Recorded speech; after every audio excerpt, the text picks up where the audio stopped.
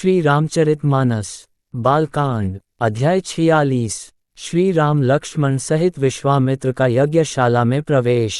राजा की आज्ञा से सेवकों ने कोमल और नम्र वचन कहकर उत्तम, मध्यम, नीच और लघु सभी श्रेणी के स्त्री पुरुषों को अपने अपने योग्य स्थान पर बैठाया।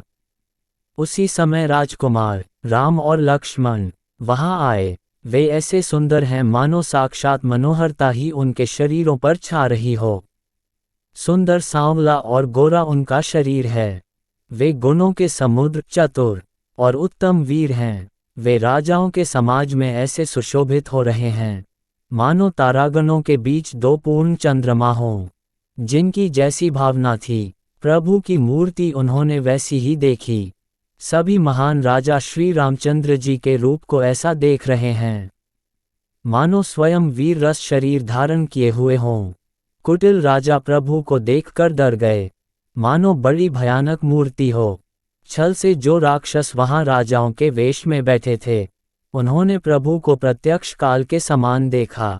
नगर निवासियों ने दोनों भाइयों को मनुष्यों के भूषण रूप और नेत्रों को सुख देने वाला देखा। धनुष यज्ञशाला में श्री राम को लोगों ने अपने अपने भाव के अनुरूप देखा। स्त्रियां हृदय में हर्षित होकर अपनी अपनी रुचि के अनुसार उन्हें देख रही हैं। मानो श्रृंगार रस ही परम अनुपम मूर्ति धारण किए सुशोभित हो रहा हो। विद्वानों को प्रभु विराट रूप में दिखाई दिए, जिसके बहुत से मुंह, हाथ, पैर, नेत्र और सिर हैं। जनकजी के सजातीय प्रभु को किस तरह देख रहे हैं, जैसे सगे सजन प्रिय लगते हैं। जनक समेत रानियां उन्हें अपने बच्चे के समान देख रही हैं। उनकी प्रीति का वर्णन नहीं किया जा सकता। योगियों को वे शांत, शुद्ध, सम और स्वतः प्रकाश परम तत्व के रूप में दिखे। हरि भक्तों ने दोनों भाइयों को सब सुखों के देने वाले इष्ट देव के समान देखा। सीता जी जिस भाव से श्री रामचंद्र जी को देख रही हैं, वह स्नेह और सुख तो कहने में ही नहीं आता। उस स्नेह और सुख का वे हृदय में अनुभव कर रही हैं, पर वे भी उसे कह नहीं सकती। फिर कोई कवि उसे किस प्रकार कह सकता है। इस प्रकार जिसका जैसा भाव था, उसने कौशलाधीश श्री रामचंद्र जी को वैसा ही देखा। धनुष यज्ञशाला में श्री राम लक्ष्मण की शोभा का वर्णन। सुंदर सांवले और गोरे शरीर वाले तथा विश्वभर के नेत्रों को चुराने वाले कौशलाधीश के कुमार राज समाज में सुशोभित हो रहे हैं। दोनों मूर्तियां स्वभाव से ही, बिना किसी बनाव श्रृंगार के, मन को हरने वाली हैं। करोड़ों कामदेवों की उपमा भी उनके लिए तुच्छ है। उनके सुंदर मुख शरद के चंद्रमा को भी निंदा करने वाले हैं, और कमल के समान नेत्र मन को बहुत ही भाते हैं। सुंदर चितवन कामदेव के भी मन को हरने वाली है। वह हृदय को बहुत ही प्यारी लगती है, पर उसका वर्णन नहीं किया जा सकता। सुंदर गाल हैं, कानों में चंचल झूमते हुए कुंडल हैं, ठोर और अधर सुंदर हैं, कोमल वाणी है। हंसी चंद्रमा की किरणों का तिरस्कार करने वाली है। भौहें टेढ़ी और नासिका मनोहर है। ऊंचे चौड़े ललाट पर तिलक झलक रहे हैं। काले घुंघराले बालों को देखकर भौरों की पंक्तियां भी लजा जाती हैं।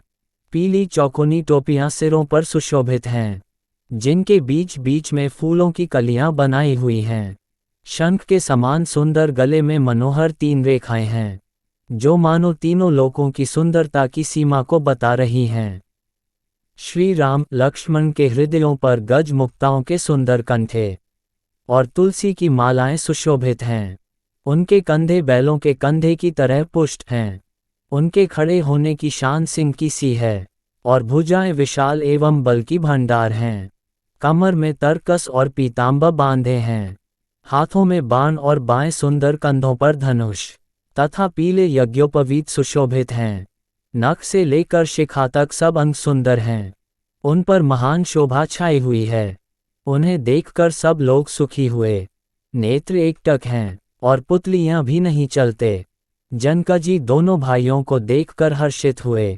तब उन्होंने जाकर मुनि के चरण कमल पकड़ लिए, विनती करके अपनी कथा सुनाई और मुनि को सारी रंगभूमि यज्ञशाला दिखलाई। मुनि के साथ दोनों श्रेष्ठ राजकुमार जहां जहां जाते हैं, वहाँ सब कोई आश्चर्यचकित हो देखने लगते हैं। सब ने राम जी को अपनी अपनी ओर ही मुख किए हुए देखा, परंतु इसका कुछ भी विशेष रहस्य कोई नहीं जान सका। मुनि ने राजा से कहा, रंगभूमि की रचना बड़ी सुंदर है। ज्ञानी मुनि से रचना की प्रशंसा सुनकर राजा प्रसन्न हुए और उन्हें बड़ा सुख मिला। सब मंचों से एक मंच अधिक सुंदर, उज्ज्वल और विशाल था। स्वयं राजा ने मुनि सहित दोनों भाइयों को उस पर बैठाया। श्री राम को देखकर सब राजा हृदय में ऐसे हार गए, जैसे पूर्ण चंद्रमा के उदय होने पर तारे प्रकाशहीन हो जाते हैं। उनके तेज को देखकर सबके मन में ऐसा विश्वास हो गया कि रामचंद्र जी ही धनुष को तोड़ेंगे, इसमें संदेह नहीं।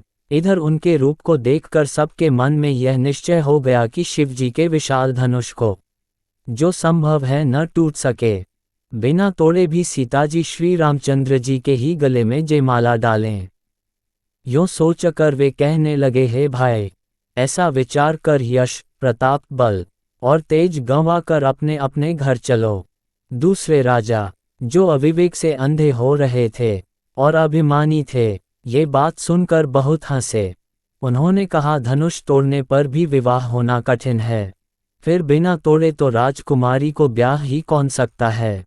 काल ही क्यों न हो, एक बार तो सीता के लिए उसे भी हम युद्ध में जीत लेंगे।